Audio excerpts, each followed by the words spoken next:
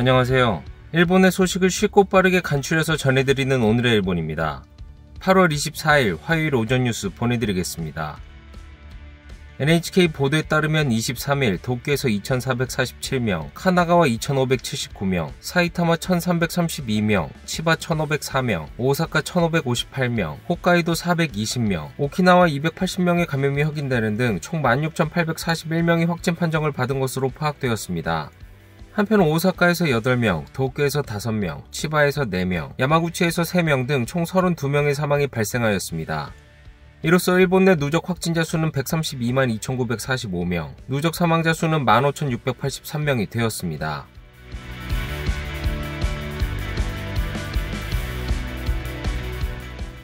이날 도쿄에서는 2,447명의 신규 감염이 확인되었습니다. 10세 미만부터 100세 이상의 남녀 2,447명이 신규 확진 판정을 받은 것으로 파악되었으며 이 중 1,409명은 감염 경로가 파악이 되지 않거나 조사 중이고 1,038명은 기존 감염자의 밀접 접촉자로 확인되었습니다. 연령대로는 20대에서 30대가 총 1,252명으로 전체의 약 51%, 40대에서 50대는 총 627명으로 약 26%로 나타났습니다.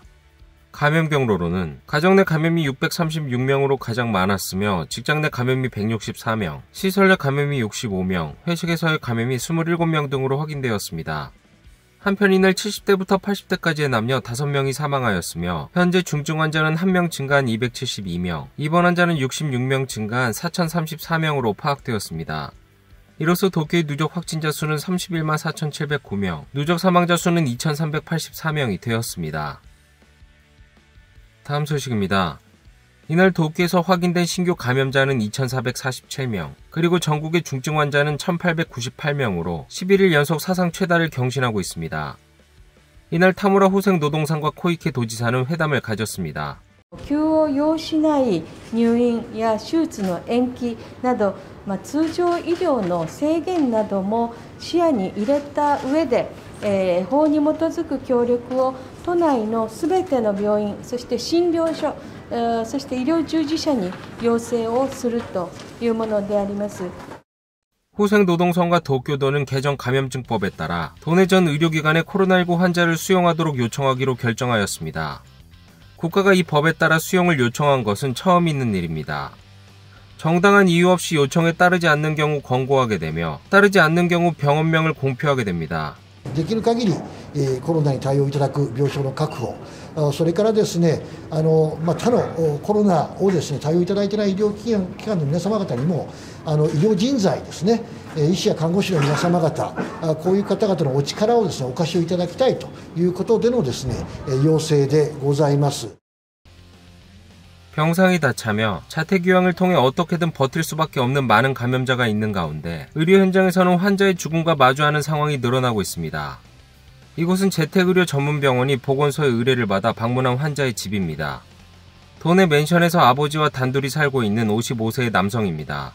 水分も取れてなかった？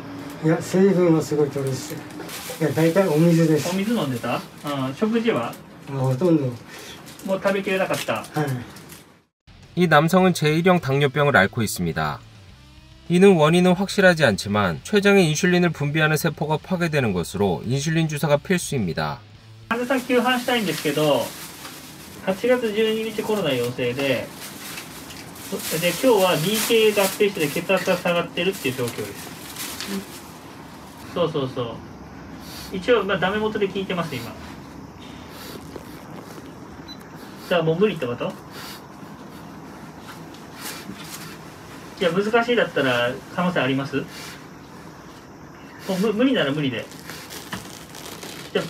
じゃあ無理ってことですよね。わかりました。はい、ありがとうございます。 남성은 식욕이 없어 인슐린 주사를 맞지 않았으며 그래서 합병증을 일으켰다고 합니다. 현재 중환자실에서의 치료가 필요한 상황으로 의사는 환자에게 냉정한 이야기도 하였습니다. 今ねすごい厳しい状態なんですよ。 このままだとね、亡くなるかもしれない。もっとはっきり言うとね、このままだと死ぬかもしれない。で、病院が見つからん今、コロナっていう状況で。だから、どっかね、病院に、だけでも入りたいって言うんだったら、延命治療とかできない病院が開くかもしれない。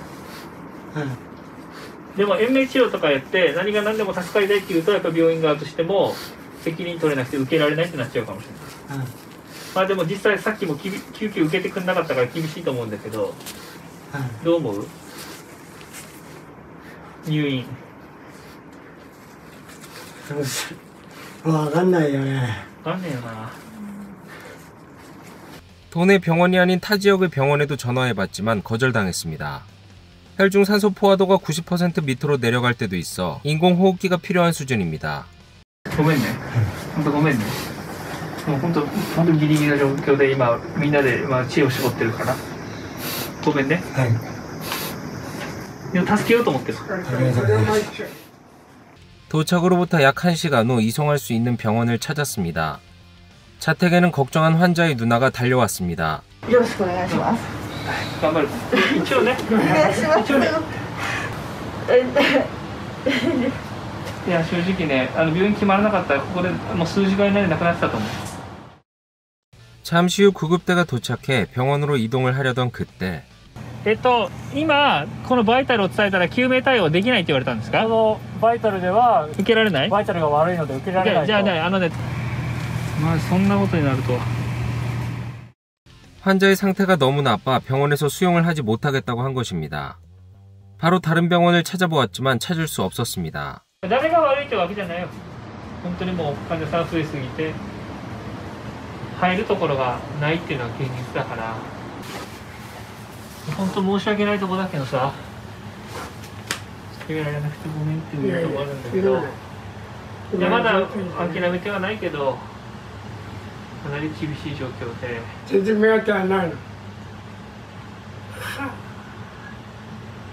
えられないでしょ。テレビでなんか珍しくこんなことねえようなこと言ってたしな。 이날 남성은 집으로 가길 희망하여 자택으로 돌아왔습니다. 다음날 수용하겠다는 병원이 발견되어 입원할 수 있었지만 이날 집에 돌아온 후 사망했다고 합니다. 남성의 유족은 이런 비정상적인 일이 일본에서 일어날 수 있나라며 괴로운 심경을 말했습니다. 도내 병원에 근무하는 구급의사는 감염 폭발로 인해 치료 방침이 바뀌었다고 말하고 있습니다. 災害のモードに切り替えてからは短期で良くなるパターンかすぐになくなるパターンの2つしかないですっていうふうに説明させていただいています。その長期になる方っていうのは、その後治療しても良くなる可能性が低い方が割と多いので、積極的な治療を継続するっていうよりは、むしろ緩和、苦痛を取るっていう方向にシフトして、より次に来る新しい患者さんに備えるっていうような対応に変わっています。16日頃には、まだ長期の治療すれば治る可能性があった患者さんに対して、